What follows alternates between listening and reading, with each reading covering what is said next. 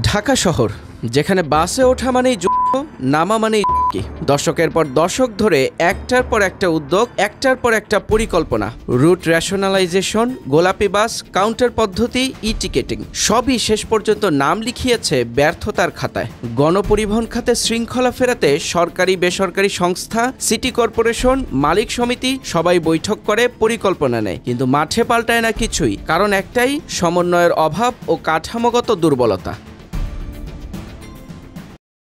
গোলাপি bus service চেষ্টা ছিল নারীবান্ধব পরিবহন গড়ার, কিন্তু থেমে গেছে কয়েকটা রুটে। কারণ ছিল বাসের সংকট, শ্রমিকদের অনীহা আর যাত্রীদেরও তেমন সাড়া না পাওয়া। এখন আবার নতুন ভাবনা, কাউন্টার ভিত্তিক টিকেটিং। ঢাকা সড়ক পরিবহন মালিক সমিতি, ডিএমপি, সিটি কর্পোরেশন আর সহজ লিমিটেড মিলে নিয়ে এসেছে ইন্ট্রাসিটি মেগা টিকেটিং পরিকল্পনা। তারা বলছে এটি চালু হলে ঢাকার সড়কে আসবে ওয়ার্ল্ড ক্লাস পরিবর্তন। কিন্তু এর বাস্তবতা কি? ওই ওয়ার্ল্ড ক্লাস পরিবর্তনের গতি এখনো লো ক্লাসে আটকে আছে।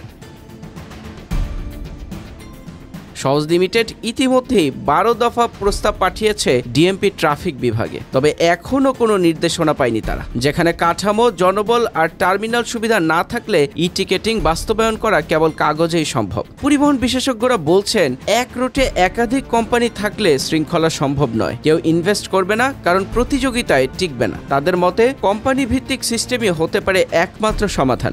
ঢাকার রাস্তায় এখনো আগের সেই খলাই চলছে। রুট আছে, নীতি আছে, প্রকল্প আছে, নেই শুধু বাস্তবায়ন। প্রশ্ন একটাই, বাসের শৃঙ্খলা ফিরবে কবে? আর এই শহর কি কখনো দেখবে ওয়ার্ল্ড ক্লাস পরিবহন?